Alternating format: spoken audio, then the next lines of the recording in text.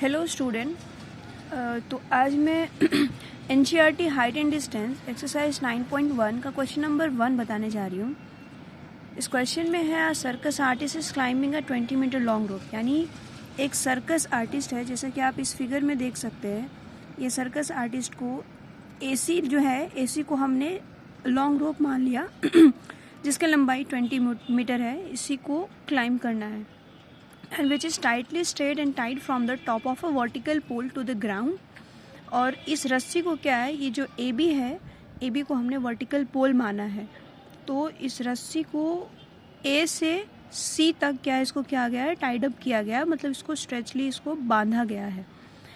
Next है find the height of the pole. अब इसमें हाइट ऑफ द पोल यानी कि जैसा कि हमने AB को वर्टिकल पोल माना था, तो ए बी का हाइट निकालना है। और यहाँ पे एक लास्ट दिया है, if the angle made by the rope with the ground level is 30 degree, मतलब इस रस्सी का और ग्राउंड से जो एंगल है वो 30 डिग्री है।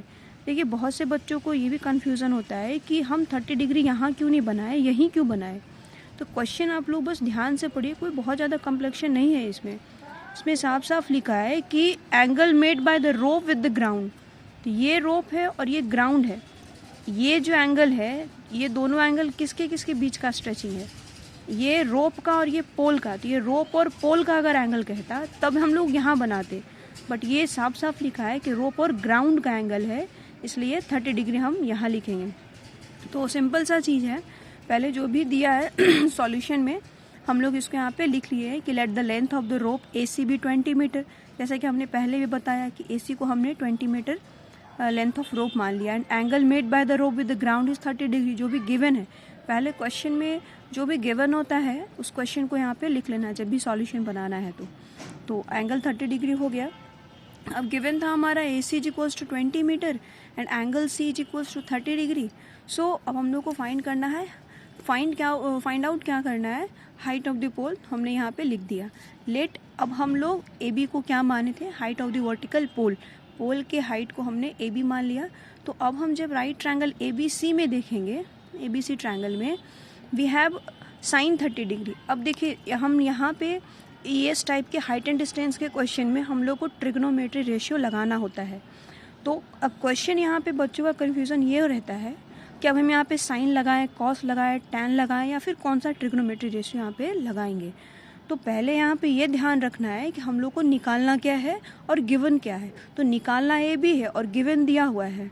तो यहाँ से अगर देखा जाए एंगल ये है, तो हम लोग पढ़े थे बचपन पहले क्लास में, इसके बेसिक क्लास में, कि ये अगर थीटा है तो थीटा के सामने वाला परपेंडिकुलर होता है ना, और इस 90 डिग्री के सामने वाला ये हाइपोटेनस हो जाएगा।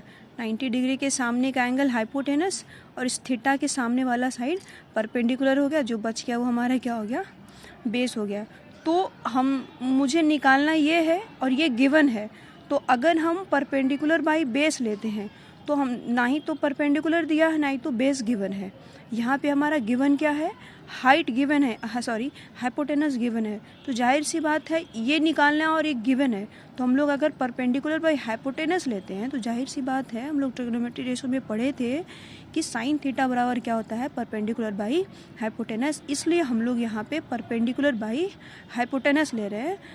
परपेंडिकुलर बाई हाइपोटेनस यहाँ पे यूज़ कर सकते हैं, इसलिए हम लोग यहाँ पे साइन 30, मतलब क्योंकि थीटा के जगह पे 30 डिग्री है तो साइन 30 डिग्री ले रहे हैं। तो यहाँ पे साफ साफ है, परपेंडिकुलर हमारा AB हो गया, हाइपोटेनस AC हो गया, इसलिए AB बाई AC हो गया। और साइन 30 का वैल्यू आप लोगों ने पढ़ा है पहले भी, नहीं भी पढ़ा है तो इसको अच्छे से मेमोराइज़ कर लेना है। साइन 30 डिग्री का वैल्यू 1/2 है। बस यहाँ पे हम लोग कुछ नहीं, कैलकुलेशन करना है। क्रॉस मल्टीप्लाई करेंगे तो यहाँ से AB × 2 हो जाएगा, तो ये 2 मल्टीप्लाई में इधर रहेगा, तो इधर जाकर डिवाइड में हो गया। 20 × 1 20 और 20/2 ये मल्टीप्लाई में था, तो इधर जाकर डिवाइड में हो गया, तो ये 10 मीटर। और AB को हमने क्या माना था, height of the pole. So that is 10 metre. Thank you.